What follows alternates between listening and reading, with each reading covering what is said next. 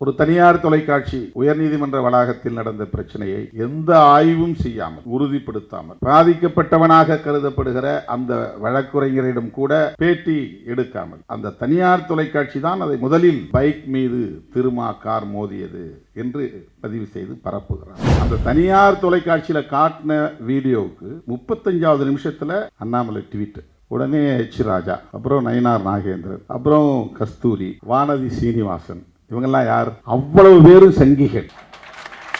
அடித்து கொல்லுங்கடா என்று திருமாவளவன் சொன்னார் அப்படின்னு ஒவ்வொரு ஆள்கிட்டையும் தனித்தனியாக பேட்டி எடுத்து போடுறாங்க. அடுத்த சில நிமிடங்கள்ல இது மாதிரி இன்னைக்கு தமிழ்நாட்டுக்குள்ள ஒரு 5-6 தொலைக்காட்சிகளை மொத்தமா பிஜேபி RSS குத்தகை எடுத்துக்கிச்சு. முன்னால் இருந்து வீடியோ எடுத்தது யார் என்று இதுவரையில் யாரும் விசாரிக்கவில்லை. இது நடக்க போகுதுன்னு அவனுக்கு எப்படி தெரியும்? 30 செகண்ட்ஸ்க்குள்ள எல்லாம் நடந்து முடிஞ்சு போகுது. அவன் ஓடுறான், உள்ள போயிட்டு 53 நிமிஷம் அந்த பார் கவுன்சில்ல இயல்பா இருக்கிறான், நல்லா ஆரோக்கியமா இருக்கிறான். போலீஸ் வாப்பான்னு ஸ்டேஷனுக்கு கூப்பிட்டு போறாங்க. ஸ்டேஷன் போறதும் பொத்துன்னு கீழே விழுந்தான். உடனே ஆம்புலன்ஸ் கூப்பிடுங்க கத்துறாங்க. உடனே ஆம்புலன்ஸ் ஏற்றிட்டு போறாங்க. போய் அங்க டியூப் வைக்கிறாங்க, கழுத்துல பேடு போடுறாங்க. உடனே முக்கியமான தலைவர்கள் எல்லாம் போன் பண்ணி வர சொல்றாங்க. எல்லாம் பாக்குறாங்க. 10 நாள் ஹாஸ்பிட்டல்ல. எவ்வளவு பெரிய நாடகம்!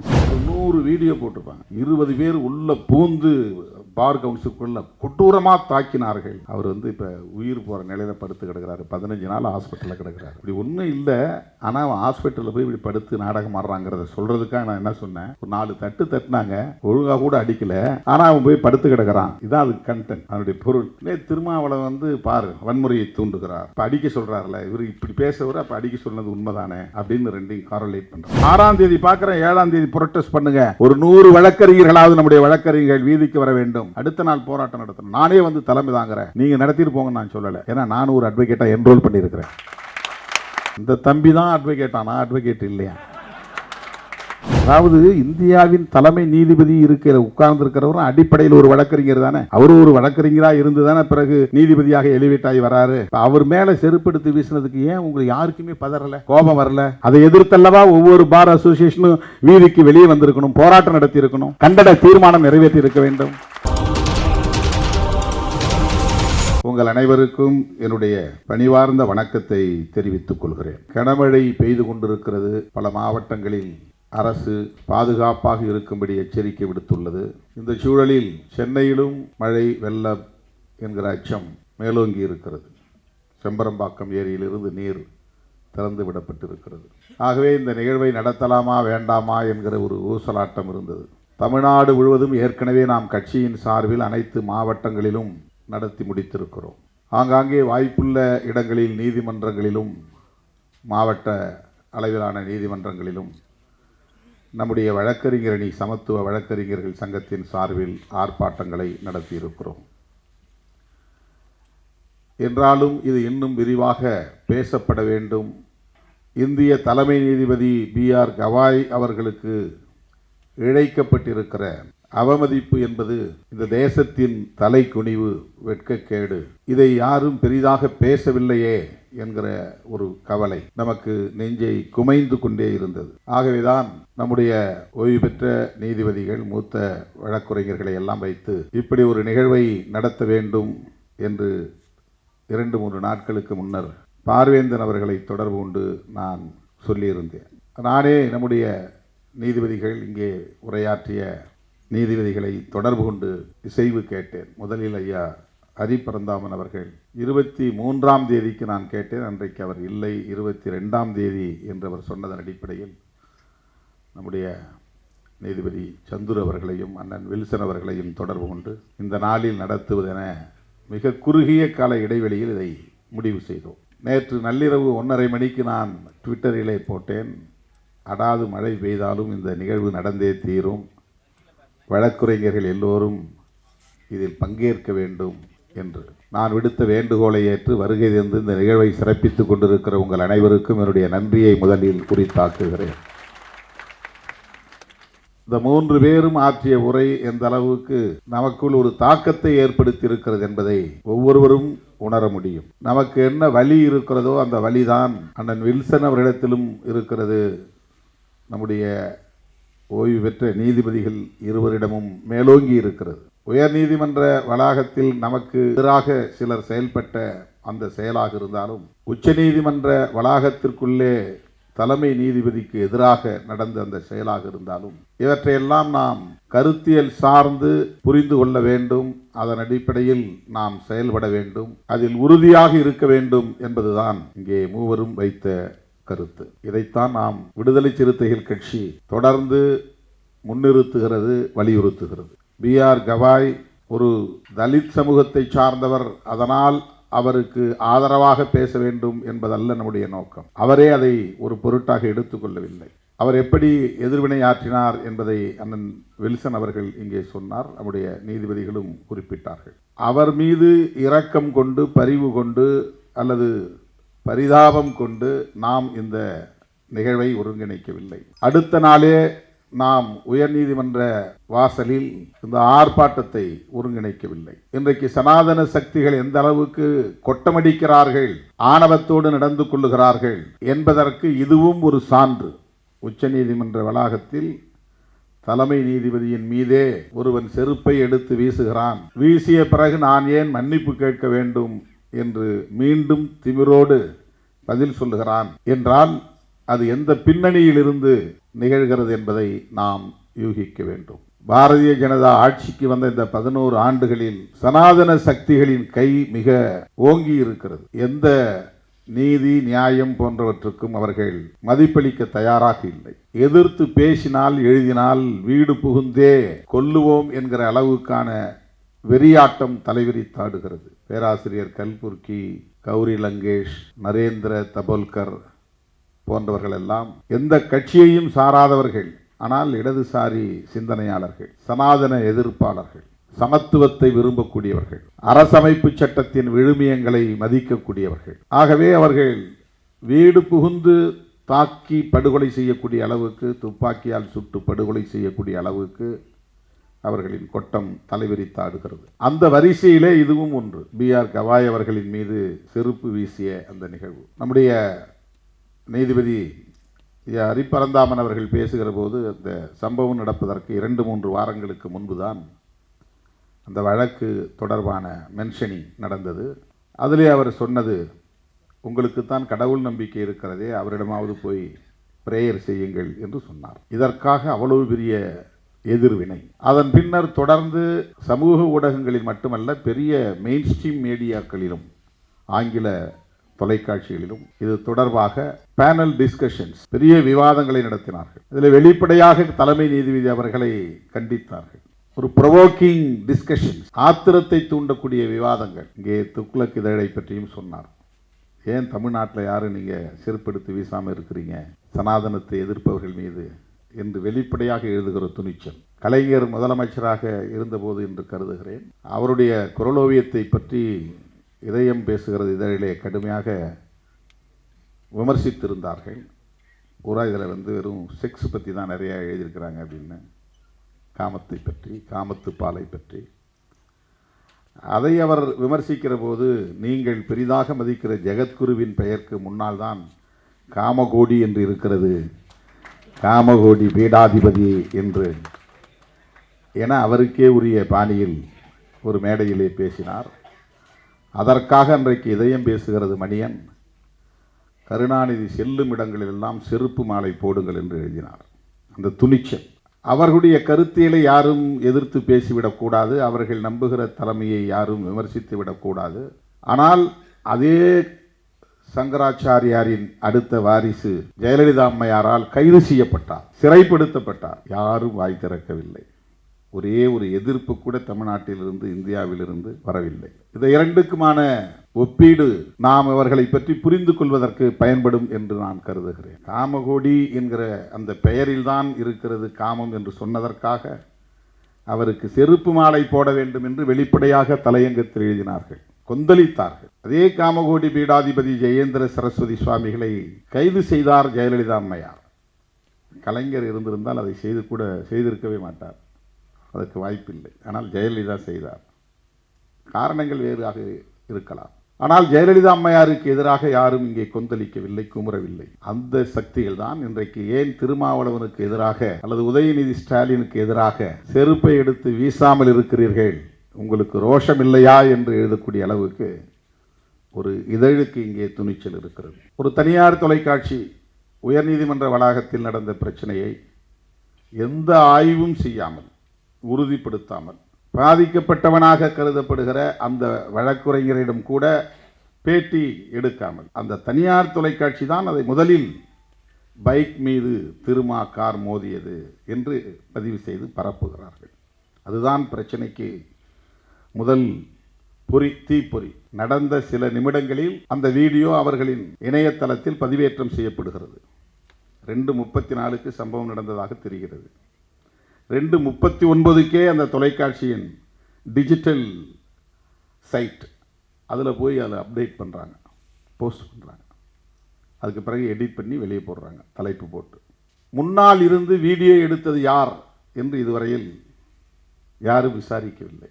இது நடக்கப் போகுதுன்னு அவனுக்கு எப்படி தெரியும்? 20 செகண்ட், 20 நொடிகள் கூட என் வண்டி அங்கே நிற்கவில்லை. என் கார் கண்ணாடி திறக்கப்படவில்லை. என் வண்டியிலிருந்து யாரும் இறங்கவே இல்லை. கும்பல் கூடினார்கள், ஓடினார்கள். அப்படியே என் கார் கடந்து விட்டது. அந்த தனியார் தொலைக்காட்சி வெளியிட்ட வீடியோவை பார்த்த பிறகுதான் இப்படி ஒரு சம்பவம் நடந்ததே நமக்கு தெரியும். ஆனால் அடித்து கொல்லுங்கடா என்று திருமாவளவன் சொன்னார் அப்படின்னு ஒவ்வொரு ஆள்கிட்டையும் தனித்தனியாக பேட்டி எடுத்து போடுறாங்க அடுத்த சில நிமிடங்களில். இப்போ இந்த தொலைக்காட்சி இது மாதிரி இன்னைக்கு தமிழ்நாட்டுக்குள்ளே ஒரு 5-6 தொலைக்காட்சிகளை மொத்தமாக பிஜேபி RSS குத்தகை எடுத்துக்கிச்சு. அவங்க வேலையே சனாதனத்தை எதிர்க்கக்கூடியவர்களை எதிர்ப்பது, அவர்களுக்கு எதிரான அவதூறுகளை பரப்புவது. 10 ஆண்டுகளுக்கு முன்பு நான் புளியந்தோப்பில் நடந்த ஒரு பொதுக்கூட்டத்திலே பேசுகிற போது, டிசம்பர் 6 புரட்சியாளர் அம்பேத்கருடைய நினைவு நாள் பொதுக்கூட்டம். அப்போ ஆலிமுத்து தான் அங்கே கமிஷனராக இருந்தார், IPS. அப்போ நான் பேசும்போது என்ன சொன்னேன், 400 ஆண்டு கால பழமை வாய்ந்த பாபர் மசூதியை நீங்கள் இடிப்பதற்கு சொன்ன காரணம், அந்த இடத்தில்தான் ராமர் பிறந்தார், ராமர் கோவில் இருந்தது, அதை இடித்துவிட்டு பாபர் மசூதியை கட்டிவிட்டார்கள் என்று சொல்லுகிறீர்கள். 400 வருஷத்துக்கு முன்னால் இருந்திருக்கலாம், சரி, நாம் இல்லை என்று வாதிடவில்லை, இருந்திருக்கலாம். அதற்காக இதை இடித்துவிட்டுத்தான் அங்கே கோயிலை கட்ட வேண்டுமா? அப்படி ஒவ்வொரு பெருமாள் கோவிலையும் சிவன் கோவிலையும் போய் ஆய்வு செய்து பார்த்தால், சிவன் கோவில் பெருமாள் கோவில் இருந்த இடங்களிலெல்லாம் முன்பு புத்த விகார்கள் இருந்தன என்று ஆய்வுகள் சொல்லுகின்றன. திருப்பதி கோவிலே புத்த விகார் தான் என்று ஒருவன் ஆய்வு செய்து PhD பட்டம் வாங்கியிருக்கிறான். அவன் பெயர் ஜமனதாஸ். கூகுளில் கூட போய் பாருங்க, அந்த ஆய்வு கட்டுரையே இருக்கு. இப்போ அவன்லாம் கிளம்பினா என்ன ஆகிறது? இந்த இடத்துல புத்த விகார் தான் இருந்ததுன்னு சிவாலயங்களையும் பெருமாள் கோவில்களையும் இடிக்க தொடங்கினால் என்ன ஆகும் நாடு? ஏன் நீங்கள் பக்கத்திலே, மசூதிக்கு பக்கத்திலே ஒரு ராமர் கோயில் கட்டிக்கொண்டால் என்ன என்று பொருள்பட நான் பேசினேன். இது அப்படியே திரித்த தொலைக்காட்சி தான் இந்த தொலைக்காட்சி. சிவாலயங்களை இடிப்போம், திருமாவளவன் ஆவேசம் அப்படின்னு டைட்டில் போட்டான். நான் சொன்ன இன்டர்பிரிட்டேஷனே வேற. நீங்கள் ராமர் பிறந்த கோவில், ராமர் கோயில் இருந்த இடத்துல 400 வருஷத்துக்கு முன்னால் அந்த இடத்துல இருந்தது, அது இருந்த இடத்துல மசூதியை கட்டிட்டீங்க, அதனால் நாங்கள் இடிச்சிட்டு தான் அந்த இடத்துல ராமர் கோயில் கட்டுவோம்னு சொல்கிறீங்களே, அது என்ன நியாயம்? பக்கத்திலே பல ஏக்கர் நிலத்தை வாங்கி உங்களால் கட்ட முடியாதா அதே அயோத்தியாவில்? இதுதான் என்னுடைய கொஷின், என்னுடைய கேள்வி இதுதான். ஆனால் அது எப்படி திருச்சி அவதூறு பரப்புனாங்க பாருங்கள். அதே மாதிரி கொரோனா டைமில் நான் ஆன்லைனில் பேசுகிறேன். அது பெரியார் பிறந்த நாள், செப்டம்பர் 17. எங்கேயோ ஐரோப்பிய நாட்டிலேருந்து ஒரு தம்பி அதை ஒருங்கிணைக்கிறார்.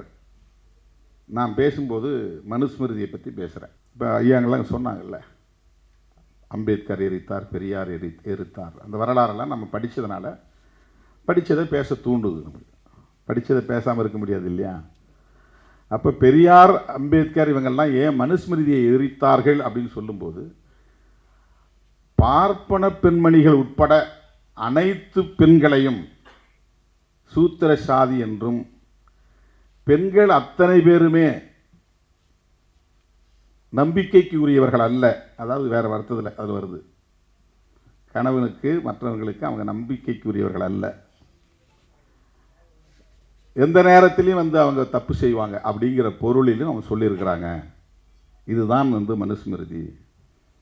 இப்போ ஒட்டுமொத்த பெண் குலத்தையே இழிவுபடுத்துவதாக இது இருக்கிறது அப்படிங்கிற அது ஒரு இன்டர்பிரட்டேஷன் நான் சொல்கிறேன். உடனே இந்து பெண்களை விபச்சாரிகள் என்றார் திருமாவளவன் அப்படின்னு ஒரு டைட்டில் போட்டு அவதூறு பரப்புனாங்க. இப்போ எல்லாரும் கத்துனாங்க. நான் சொன்னேன் மனுஸ்மிருதியில் இருக்கிறது தான் பேசினேன்ட்டு ஒரு ஆர்ப்பாட்டத்தை நடத்திட்டு லட்சக்கணக்கான மனுஸ்மிருதிகளை நகல் எடுத்து மக்கள்கிட்ட கொடுத்தோம். ஊராக போய் கொடுத்தோம். படித்து பாருங்கள், படித்து பாருங்கள், படித்து பாருங்கள். அதை ஒரு பெரிய இயக்கமாக எடுத்தோம். மாதக்கணக்கில் நிறைய இடங்களில் நிகழ்ச்சி நடத்தணும். எல்லாம் வாய் மூடிக்கிட்டாங்க. தோழர்களே, அவர்கள் இந்த பிரச்சனையில் உடனே ஒரு 100 வீடியோ போட்டிருப்பாங்க. 20 பேர் உள்ள பூந்து பார் கவுன்சிலுக்குள்ள கொடூரமாக தாக்கினார்கள்.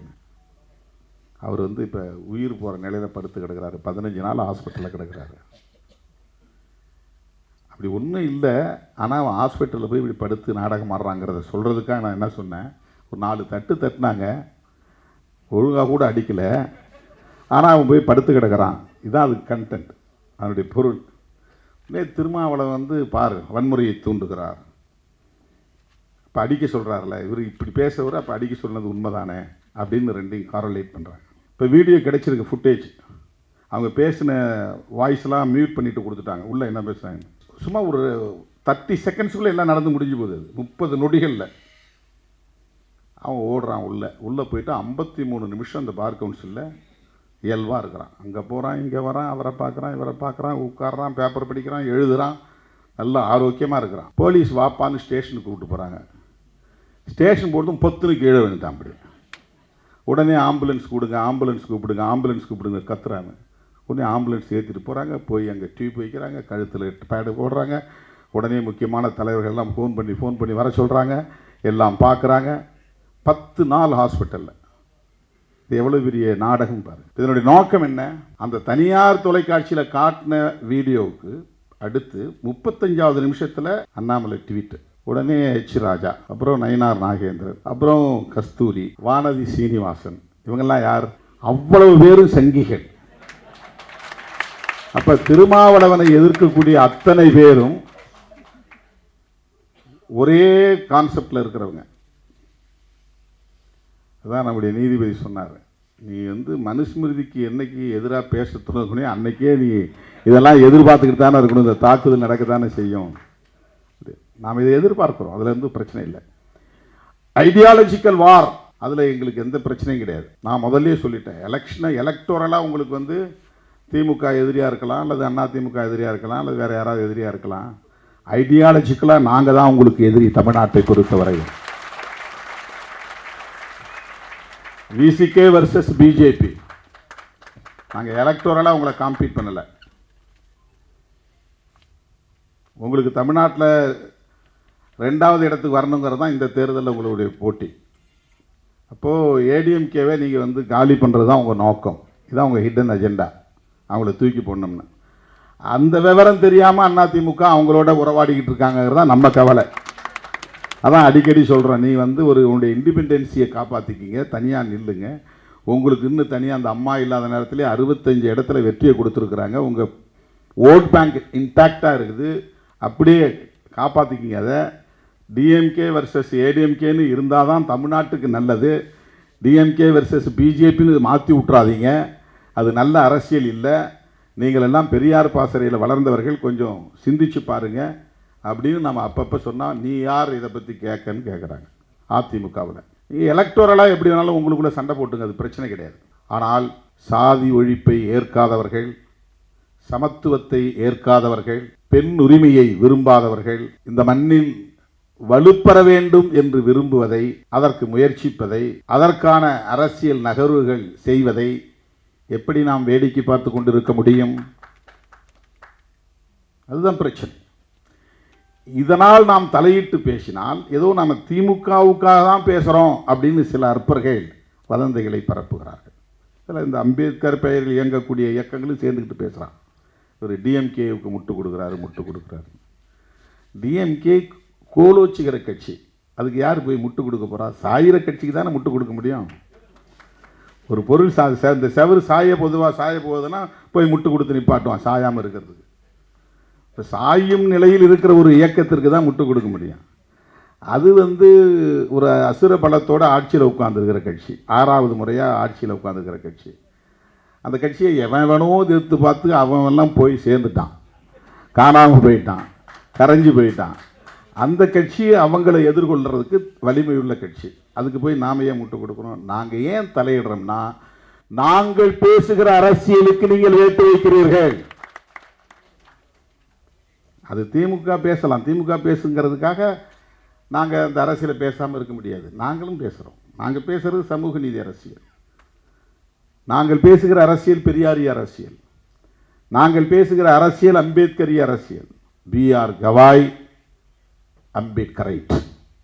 அவர் ஒரு அம்பேத்கரியவாதி. அவருக்கு நேர்ந்திருக்கிற அவமதிப்பு என்பது அரசமைப்பு சட்டத்திற்கு எதிரான அவமதிப்பு, இந்திய தேசத்திற்கு எதிரான அவமதிப்பு, அம்பேத்கரிய அரசியலுக்கு எதிரான அவமதிப்பு. அவருடைய தந்தை R.S. கவாய் அம்பேத்கர் அவர்களுக்கு தளபதியாக இருந்தவர். அவர்கள் சமகாலத்து தலைவர்களுள் அவரும் ஒருவர். அம்பேத்கர் அவர்கள் உயிரோடு இருந்தபோது ஒரு அரசியல் கட்சியை தோற்றுவிக்க வேண்டும் என்று விரும்பி ஷெட்யூல் காஸ்ட் ஃபெடரேஷனையும் இண்டிபெண்டன்ட் லேபர் பார்ட்டியையும் இணைத்து ஒரு அரசியல் கட்சியை தொடங்க வேண்டும் என்கிற விவாதம் நடந்தபோது அந்த விவாதத்தில் கலந்து கொண்டவர் R.S. கவாய். அப்போ என் சிவராஜ், தந்தை என் சிவராஜ், R.S. கவாய் போன்றவரெல்லாம் அம்பேத்கரோடு சேர்ந்து குடியரசுக் கட்சியை உருவாக்குவதென்று முடிவெடுக்கிறார்கள். ஆனால் அவர் டிசம்பரில் இறந்து போகிறார். இறந்து போனதுக்கு பிறகு அந்த தலைவர்கள் எல்லாம் ஒன்றா சேர்ந்து கோபர்கடே, R.S. கவாய், தந்தை சிவராஜ் இவங்கெல்லாம் ஒன்றா சேர்ந்து உருவாக்கின கட்சி தான் RPI, Republican party of India. அது கொஞ்ச நாளில் ரெண்டாக உடைஞ்சிருது. கவாய் பிரிவினும் கோபர்கடே பிரிவினும் ரெண்டாக உடைஞ்சிருது தேசிய அளவில். அந்த கவாய் பிரிவினுடைய தலைவர் தான் இவருடைய அப்பா R.S. கவாய். அவருடைய பேரில் தான் அது கவாய் ஃபேக்ஷனே உருவாகுது. அவர் லோக்சபா மெம்பராகவும் இருந்திருக்கிறாரு, ராஜ்யசபா மெம்பராகவும் இருந்திருக்கிறாரு, 3 மாநிலங்களில் கவர்னராகவும் இருந்திருக்கிறார் R.S. கவாய். பீகாரில் கவர்னர், சிக்கிமில் கவர்னர், கேரளாவில் கவர்னர். அவர் ஒரு அம்பேத்கரைட். 1956 அக்டோபர் 14ஆம் ஆண்டு புரட்சியாளர் அம்பேத்கர் அவர்கள் நாக்பூரிலே லட்சக்கணக்கானரோடு பௌத்தத்தை தழுவிய போது R.S. கவாய் குடும்பமும் பௌத்தத்தை தழுவியது. ஆகவே அவர் ஒரு பௌத்தர். யார்? B.R. கவாய். இப்போ அவங்க அம்மா உயிரோடு இருக்கிறாங்க. அண்மையில் சென்னையில் அவங்கள சந்தித்தேன். அந்த நிகழ்ச்சியில் அறிமுகப்படுத்தினாங்க. பார்த்தோன்னே அவங்க சொன்னாங்க, நீங்கள் எங்கே இருக்கீங்க? அவரை கூட சீஃப் ஜஸ்டிஸோடு தான் இருக்கீங்களா அப்படின்னு கேட்டேன். ஆங்கிலத்தில் பேசினாங்க. நான் எங்கள் ஊரில் சொந்த ஊரில் இருக்கிறேன், எனக்கு எந்த சொந்த வீடும் கிடையாது, ஜனங்களோடு இருக்கிறேன், ஜனங்களோடு நான் போய் புத்திசத்தை பரப்பிக்கிட்டு இருக்கிறேன், பௌத்தத்தை பரப்புதான் என் வேலை, ஜனங்களோட சாப்பிட்டுட்டு எனக்கு சொந்த வீடு இல்லைன்னு சொன்னாங்க. இந்தியாவினுடைய தலைமை நீதிபதியின் தாய் மக்கள் தொண்டு ஆற்றுவதில் அவ்வளவு ஆர்வம் கொண்டவராக இருக்கிறார். எந்த உடைமையும் எனக்கு வேண்டாம் என்கிற அந்த பற்றற்ற நிலையில் வாழ்ந்து கொண்டிருக்கிறார். அவர் நினச்சிருந்தாருன்னா அவங்க போய் டெல்லியில் அவர் கூட இருக்கலாம், பெரிய பங்களாவில் வாழலாம், அவ்வளவு பெரிய வசதிகளோடு வாழ முடியும். அவர் ஒரு அம்பேத்கரைட். கவாய் அவர்களின் தாயார் ஒரு அம்பேத்கரியவாதி. அப்படிப்பட்ட அந்த குடும்பத்தை சார்ந்த பின்னணியில் இந்தியாவின் தலைமை நீதிபதியாக வந்திருக்கிறார் என்றால் அவர் சந்தித்த சவால்கள் எவ்வளவு இருக்கும். நீதிபதி சந்துரு அவர்கள் பேசும்போது ஒரு புதிய செய்தியாக இருந்தது. KR நாராயணன் அவர்கள் குடியரசுத் தலைவராக இருந்தபோது KG பாலகிருஷ்ணன் அவர்களை வரவிடாமல் தடுக்கிற முயற்சி எப்படியெல்லாம் நடந்தது. அதனால் எந்த நீதிபதி நியமனத்திற்கும் கையெழுத்திட மாட்டேன் என்ற அறப்போரை KG பாலகிருஷ்ணனுக்காக KR நாராயணன் மேற்கொண்டார் என்கிற அந்த செய்தி இந்தியா முழுவதும் தலித்துகளுக்கு எதிராக, இதர பிற்படுத்தப்பட்டவர்களுக்கு எதிராக எவ்வளவு மோசமான ஒடுக்குமுறைகள் இருக்கின்றன என்பதற்கு இவையெல்லாம் சான்றுகள். இதில் நீதிபதி ஹரிபரந்தாமன் அவர்கள் பேசுகிற போது மத்திய பிரதேச நீதிபதி அதுல்ய ஸ்ரீதரன் அவர்களை தூக்கி அடித்தாங்க. அதில் ஒரு விஷயத்தை அவர் சொன்னார். இதை எத்தனை பேர் சரியாக கவனிச்சுன்னு தெரியல. பாண்டேங்கிற அனூப் பாண்டேங்கிற ஒரு பிராமண வகுப்பை சார்ந்தவனை விமர்சனம் செய்து ஒரு மீம்ஸ் போட்டுறான். அதுக்காக அவனுக்கு தண்டனை கொடுக்கிறார்கள். என்ன தண்டனைன்னா, ஒரு பிராமணன் காலை கழுவி காலை சுத்தம் பண்ணி அந்த தண்ணி அவன் குடிக்கணும். அந்த தண்டனை பெற்றவன் யாருன்னா SC கிடையாது, தலித் கிடையாது. இங்கே ஆண்ட சாதின்னு பெருமையாக பேசிக்கிறாங்க இல்லையா, நாங்கள் ஆண்ட வம்சம் ஆண்ட சாதின்னு. பிராமணர்களின் பார்வையில் நீயும் சூத்திரன்தான் என்பதற்கு அதுதான் ஒரு சான்று. உனக்கு அந்த நிலை தான் வரப்போகுது. நீ பார், தமிழ்நாட்டில் பிஜேபி வளர்ந்த பிறகு நாள்தோறும் வீடியோ போட்டுக்கிட்டு இருக்கிறாங்களா ஆண்ட பரம்பரையெல்லாம், அவங்க நிலையெல்லாம் என்னங்கிறது பின்னால் பார்ப்பாங்க. அப்போ தான் திருமாவளவனுடைய போராட்டத்தின் அருமை புரியும். அப்போ தான் அந்த அருமை புரியும். யாருக்காக பேசினான், எதற்காக பேசினான், அவன் சொன்னது உண்மைதான். 2026 சட்டமன்ற தேர்தலுக்கு பிறகுதான் அதிமுக காரர்கள் சிந்திக்க போகிறார்கள். திருமாவளவன் சொன்னது சரிதான், பிஜேபி நம்மளை காலி பண்ணிடுச்சு அப்படிங்கிறது அப்புறம் தான் புரியும். 2026 சட்டமன்ற தேர்தல் முடிஞ்ச உடனே தெரிய போகுது பாருங்க. அதுதான் நடக்க போகுது. அந்த பையன் ஓபிசி சமூகத்தை சார்ந்தவன். அவனுக்கு கொடுத்த தண்டனை அவன் காலை கழுவி அந்த தண்ணீரை குடிக்க வேண்டும் என்பது. அந்த சம்பவத்தை எதுக்காக குறிப்பிட்டார்னா, அந்த ஜட்ஜ் இருக்கார் பாருங்க, அதுல்ய ஸ்ரீதரன், அதை அவர் கண்டிக்கிறார், அவன் மேலே நடவடிக்கை எடுக்க சொல்கிறார். இதுதான் சனாதன சக்திகளுக்கு பிரிக்கவில்லை. இந்த மாதிரி பல விஷயங்கள். இன்னொன்று நான் சொல்ல மறந்துட்டேன்னு என்று சொன்னார். நானும் அந்த வீடியோ வரும்போது பார்த்துட்டு வந்தேன். அதில் என்னென்னா, இப்போ சிந்தூர் ஆப்ரேஷன் நடந்தது இல்லையா, அந்த சிந்தூர் ஆப்ரேஷனை லீட் பண்ணி நடத்தினவங்க நம்முடைய இந்தியன் ஆர்மியில் 2 பேருமே பெண்கள்.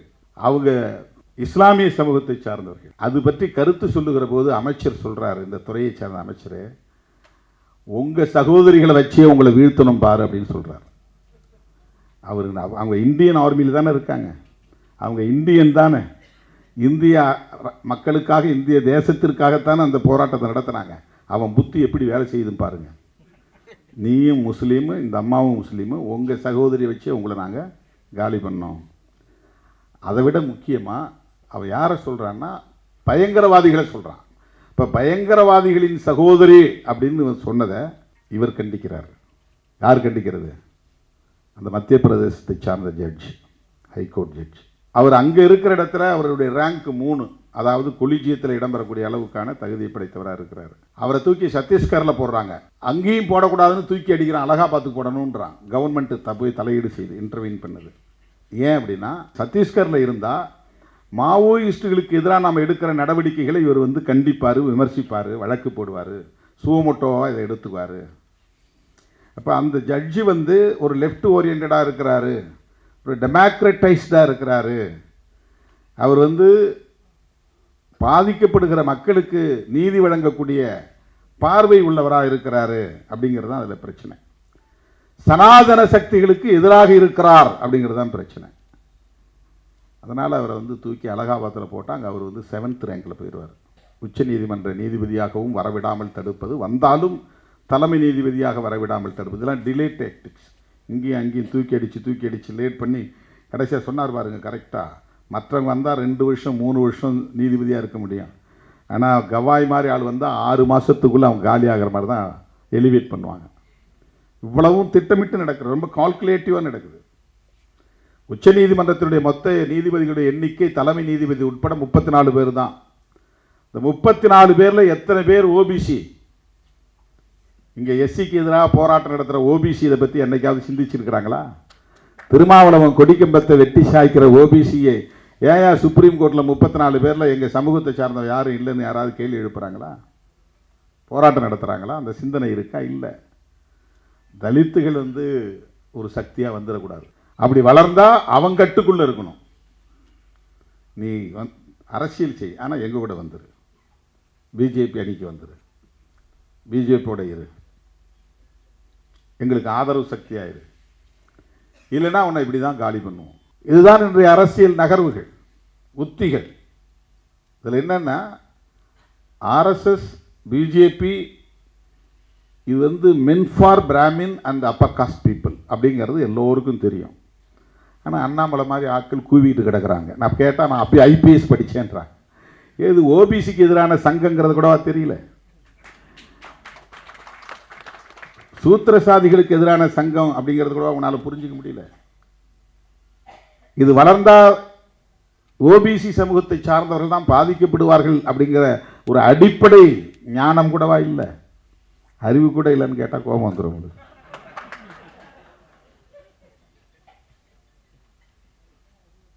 இல்லை, இதை புரிஞ்சிக்க வேண்டாமா? இப்படி ஒரு இயக்கத்தை கொண்டு வந்து இங்கே தமிழ்நாட்டுக்குள்ள பெரியார் அரசியல் செய்து பண்படுத்திய இந்த மண்ணுக்குள்ள ஒரு சனாதன சக்தியை வலிமை பெற வைத்தால் ஒரு 20 வருஷத்துக்கு பின்னால் தமிழ்நாடு என்ன நிலைமைக்கு ஆகும் அப்படிங்கிறது எண்ணி பார்க்க வேண்டாமா? அந்த கவலையில் இருந்தால் நாம் பேசுகிறோம். நாம் கூட்டணியில் இருக்கிறோம் என்பதற்காக, கூட்டணியின் நலன்களுக்காக பேசுகிறோம் என்பதை போன்ற ஒரு தோற்றத்தை ஏற்படுத்தி தலித் மக்களுக்கு எதிராக என்னை கொண்டு போய் நிறுத்துகிறாங்களாம். நான் தலித்துகளுக்கு ஆதரவாக பேசலை, திமுகவுக்கு ஆதரவாக பேசுகிறேன். நாங்கள் திமுக விமர்சனம் பண்ணால் நீ ஏன் தலையீடு செய்கிற? நான் பேசுகிற அரசியலை நீ விமர்சிக்கிற. நான் பேசுகிற அரசியல் பெரியார் பேசிய அரசியல். பெரியாரையே நீ விமர்சிக்கிற போது நான் எப்படி வேடிக்கை பார்த்துட்டு இருக்க முடியும்? அதே நீ காலி பண்ணிட்டா நான் எப்படி இங்கே களத்தில் நின்று மக்களை அணிதிரட்ட முடியும், அரசியல் படுத்த முடியும்? பெரியாரே நீ கன்னடன் சொன்னா நாளைக்கு அம்பேத்கரை மராத்தின்னு சொல்றது எவ்வளவு நேரம் ஆகும்? அப்ப அம்பேத்கர் வேண்டாம், பெரியார் வேண்டாம், மார்க்ஸ் வேண்டாம்னா நான் எந்த அரசியலை பேச முடியும்? சமத்துவத்திற்கான அரசியல். இங்க இனவாதம் தான் சாதியவாதமாக இருக்கிறது, சாதியவாதம் தான் இனவாதமாக இருக்கிறது, சாதியவாதம் இனவாதம் தான் இங்கே மதவாதமாக இருக்கிறது, மதவாதம் தான் சனாதனவாதமாக இருக்கிறது. அதை நாம் புரிந்து கொள்ள வேண்டும். உச்சநீதிமன்றம் என்பது வெறும் தீர்ப்புகளை சொல்லுகிற ஒரு இடம் அல்ல. வெறும் அப்பல்லேட் அத்தாரிட்டி அப்படிங்கிற அடிப்படையில் மட்டும் அதை பார்க்க முடியாது. ஹைகோர்ட்ஸில் போடக்கூடிய தீர்ப்புகள் எல்லாம் அங்கே மேலே கொண்டு போய் மேல்முறையீடு செஞ்சால் அங்கே நமக்கு ஒரு ரெமெடி கிடைக்கும் அப்படிங்கிறது அல்ல. உச்சநீதிமன்றம் என்பது இந்திய தேசத்தை கட்டமைப்பதற்கான அரசமைப்பு சட்டத்தின் பாதுகாப்பு அரண். சுப்ரீம் கோர்ட் என்பது அரசமைப்பு சட்டத்தின் பாதுகாப்பு அரண். கேசவானந்த பாரதி வழக்கில் அரசமைப்பு சட்டத்தின் பேசிக் ஸ்ட்ரக்சர் பாதிக்கப்படக்கூடாதுன்னு தீர்ப்பு கொடுத்துருக்குறாங்க. நீ அமன் பண்ணலாம், எத்தனை முறை வேண்டாலும் அமன் பண்ணலாம். அரசமைப்பு சட்டத்தில் நீ திருத்தங்களை கொண்டு வரலாம், ஆனால் அதனுடைய அடிப்படை கூறுகளில் கை வைக்கக்கூடாது. ஒட்டுமொத்தமாக இவ்வளவு பெரிய புத்தகம் இன்னைக்கு சின்னதாக காட்டினாங்க. அந்த புத்தகத்தினுடைய மொத்த சாராம்சமும் பிரியாம்பிள் இருக்கு. இந்த பிரியாம்பிள் அப்படிங்கிற அந்த ஒரு பக்கம் 10 வரி, அதுதான் புதிய இந்தியாவை கட்டமைப்பதற்கான கோட்பாட்டு அறிக்கை. அது ஒரு மேனிஃபெஸ்டோ. அது அந்த சாராம்சத்தை முற்றாக சிதைப்பதுதான் சனாதன சக்திகளின் நோக்கம். B.R. கவாய் நான் ஒரு செக்யூலரிஸ்ட் அப்படின்னு ஏன் சொல்றாரு? அவர் ஒரு அம்பேத்கரைட், அதனால சொல்றாரு. அவர் கான்ஸ்டிடியூஷனை நம்புறார், அதனால சொல்றாரு. அதுதான் ரொம்ப முக்கியமானது. சனாதன சக்திகளால் பொறுத்து கொள்ள முடியாத, சகித்து கொள்ள முடியாத ஒரு சொல் அரசமைப்பு சட்டத்தில் இருக்கிற சொல் செக்யூலரிசம் என்பதுதான். அம்பேத்கர் பெரிய ராஜதந்திரி, பெரிய டிப்ளமேட். முதல்ல அவர் அரங்கேற்றம் செய்யும் போது பிரியாம்பிள் அதை அவர் இன்சர்ட் பண்ணல, அந்த சொற்றொடரே இல்லை அதில். ஆனால் இது செக்யூலர் கான்ஸ்டிடியூஷன். உருவாக போகிற state union government secular government. குடிமகனாக இருக்கிற எவனும் கடவுள் நம்பிக்கை கொண்டவனாக இருக்கலாம், மத நம்பிக்கை கொண்டவனாக இருக்கலாம், எந்த மதத்தையும் சார்ந்து இருக்கலாம், அந்த மதத்தை உதறிவிட்டு இன்னொரு மதத்துக்கு போகலாம், அந்த சுதந்திரம் அவனுக்கு உண்டு. ஆனால் நாங்கள் உருவாக்க போகிற இந்த புதிய அரசாங்கம் மத சார்பற்ற அரசாங்கம். அதுதான் அந்த கோட்பாடு, அதுதான் அந்த பிரியாம்பிள். இது சாதாரணமான போராட்டம் இல்லை. உலகத்தில் எல்லா நாடுகளும் மதம் சார்ந்த அரசுகளை கொண்டிருக்கின்றன. உலகத்தில் இருக்கிற எல்லா நாடுகளும் அரச மதத்தை கொண்டிருக்கின்றன. ஒரு ஸ்டேட் ரிலீஜன் கான்ஸ்டிடியூஷன்லேயே இருக்கு. எவ்வளவு பெரிய ஆற்றல் உள்ளவராக, அறிவாண்மை உள்ளவராக இருந்திருந்தால் அவர் இந்த சட்டத்தின் மூலம் இந்த அரசு ஒரு மதசார்பற்ற அரசாகத்தான் இருக்கும் என்பதை எஸ்டாப்ளிஷ் பண்றார். அது என்ன பெரிய விஷயம் அப்படின்னா, அம்பேத்கருக்கு நேர் எதிரான கொள்கை எதிரியாக இருக்கிற காந்தியடிகளும் செக்யூலரிசத்தை ஆதரித்தார் என்பது அடிக்கோடிட வேண்டிய செய்தி. அம்பேத்கர் அவர்களோடு முரண்பட்ட பண்டிட் ஜவஹர்லால் நேரு அவர்களும் செக்யூலரிசத்தை ஏற்றுக்கொண்டார். இந்த 2 தலைவர்களும் எதிர்த்திருந்தாங்கன்னா இதை நடைமுறைக்கு கொண்டு வந்திருக்க முடியாது. அன்றைக்கு மிகப்பெரிய சக்திகளாக விளங்கிய, அரசியல் சக்திகளாக விளங்கிய காந்தியடிகளும் பண்டிட் ஜவஹர்லால் நேரு அவர்களும் புரட்சியாளர் அம்பேத்கர் அவர்களோடு இந்த ஒற்றை புள்ளியில் உடன்பட்டு நின்றார்கள். அதனால் இந்த கான்ஸ்டிடியூஷன் செக்யூலரிசம் என்பதை ஒரு முக்கியமான கோட்பாடாக முன்னிறுத்துகிறது. அதை சிதைக்க வேண்டும் என்பதுதான் சனாதன சக்திகளின் நோக்கம். அதுதான் இவ்வளவு பெரிய ஸ்ட்ராட்டஜி. கட்சி ஆரம்பித்து கட்சி மூலமாக ஆட்சியை கைப்பற்றி ஆட்சியை தக்க வைத்து தனிப்பெரும்பான்மை உள்ள ஒரு ஆட்சியாக யாருடைய தயவும் இல்லாமல் வருகிற போது இந்த சட்டம் தேவையில்லை என்று வெளிப்படையாக தூக்கி எறிய முடியும். அதுதான் அவர்களின் நோக்கம். இப்போ ஒவ்வொன்றாக அவர்கள் நீர்த்து போக வைத்துக் கொண்டே இருக்கிறார்கள். குடியுரிமை சட்டம் இந்த அரசமைப்பு சட்டத்திற்கு எதிரானது.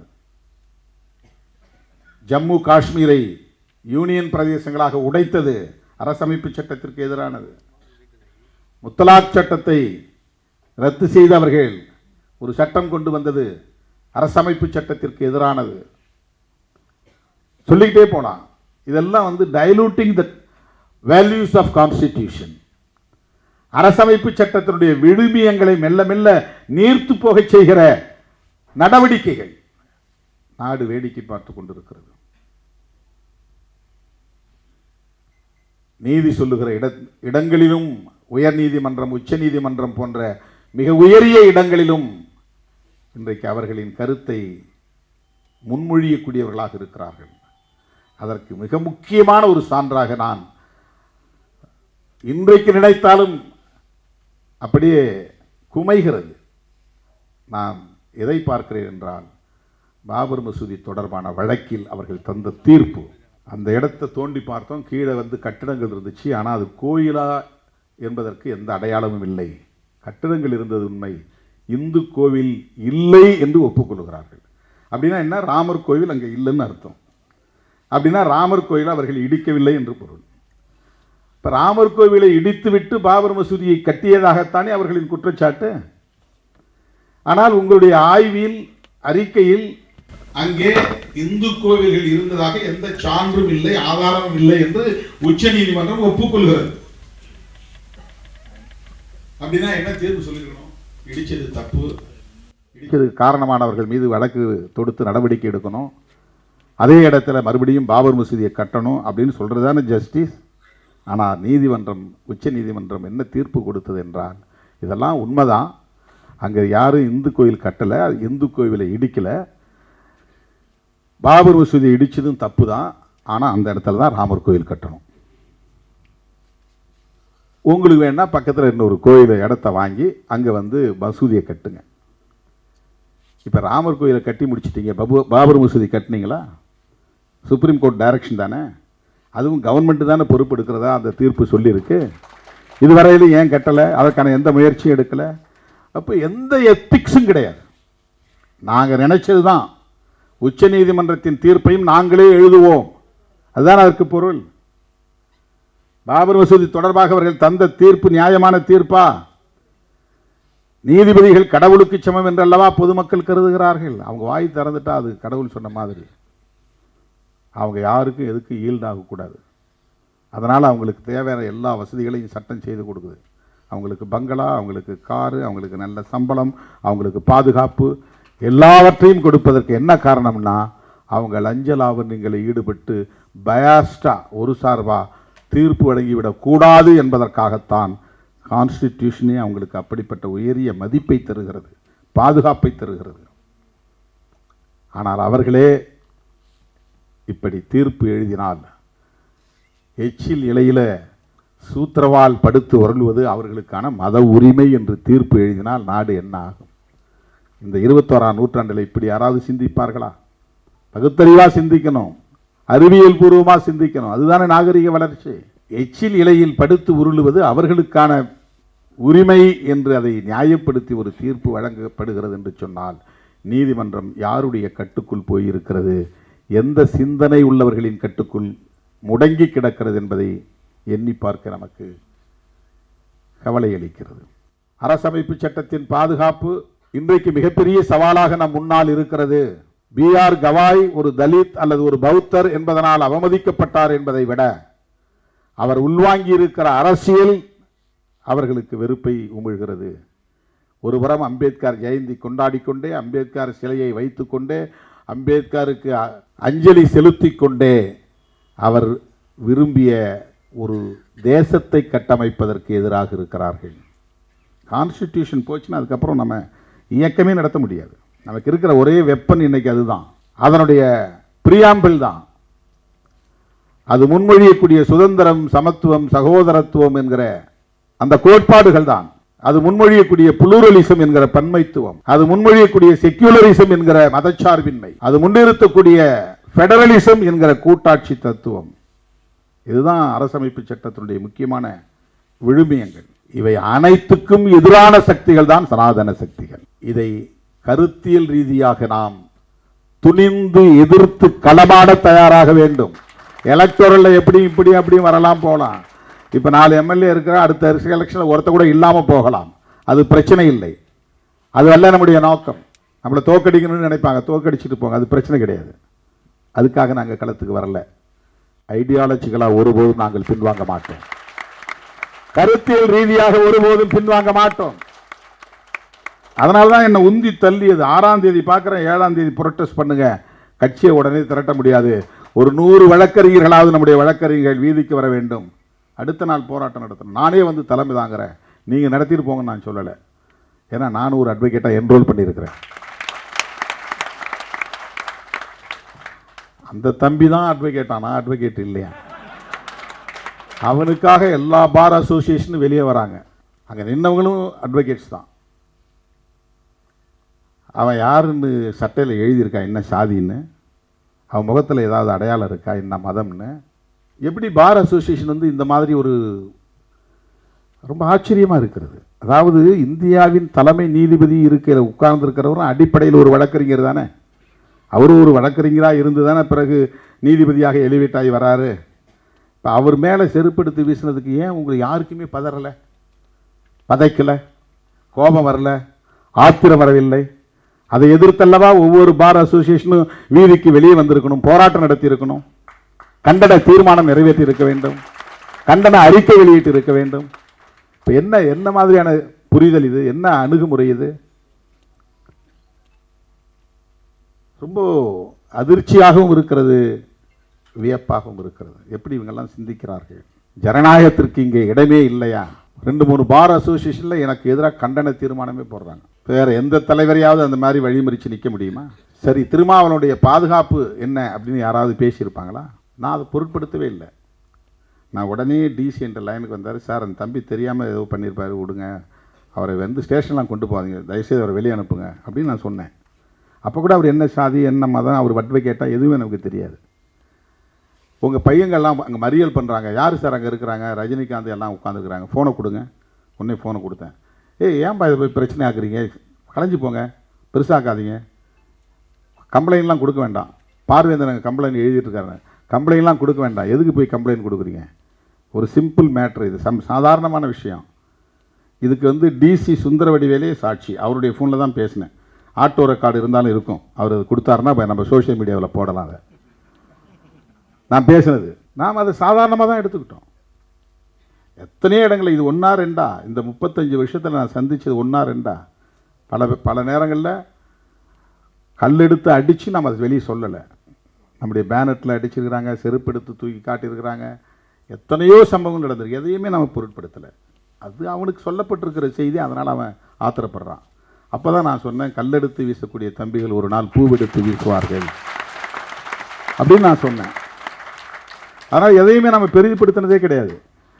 ஆக்சிடெண்ட்டில் என் முகத்தில் இந்த காயம் ஏற்பட்டு நான் வந்து வேடச்செந்தூர்லேருந்து திண்டுக்கல் ஹாஸ்பிட்டலில் போயிருக்கிறேன். நான் கொஞ்சம் சுயநினைவு வந்து இருந்தப்போ பத்திரிக்கையாளர் ஒருத்தர் வந்து கேட்டான், சார் இதில் பிஎம்கே தலையிட்டிருக்குமா, சதி செய்திருக்குமா, பாட்டாளி மக்கள் கட்சி தான் உங்களை வந்து கொல்ல முயற்சித்தார்களா?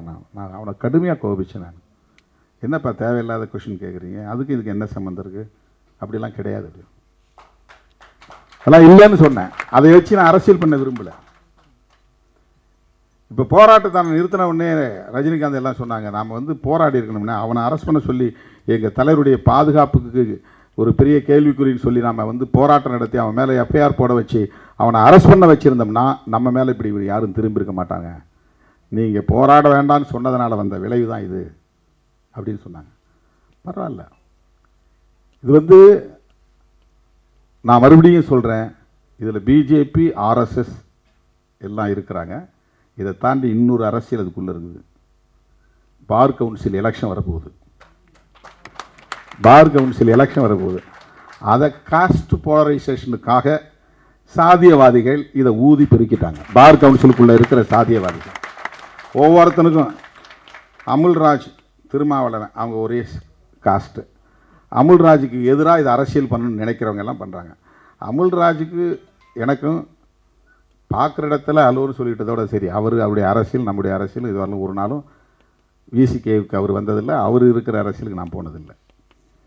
அவர் எலெக்ஷனில் நின்றுட்டு வந்து இதெல்லாம் ஆதரவு கேட்டதில்லை. அவருக்கு ஆதரவாக விடுதலை சிறுத்தைகளின் வழக்கறிஞர் சிங்கம் போய் பிரச்சாரமும் பண்ணது கிடையாது. அவருடைய சொந்த செல்வாக்கில் அவர் ஜெயிச்சு வந்தார், அவர் அந்த இடத்துக்கு வந்திருக்கிறார். ஆனால் எப்படி முடிச்சு போடுறான் பாருங்கள். ஏன்னா சாதியவாதிகள் எப்போதுமே சாதியவாதமாக தான் சிந்திப்பாங்க. தலித்துகள் ஒருபோதும் சாதியவாதமாக சிந்திச்சதே கிடையாது, அப்படி சிந்திச்சதே கிடையாது. அதுலேயும் விடுதலை சிறுத்தைகள் அப்படி நினைச்சது கிடையாது, யாருக்கிட்டையும் அப்படி உறவானது கிடையாது. அவர் வந்து தலித்து, அதனால் எங்களுக்கு ஏதாவது சப்போர்ட் பண்ணுங்கன்னு போய் அவர்கிட்ட ஏதாவது கேட்டோமா, நம்ம அறிக்கை விடுங்கன்னு சொன்னோமா?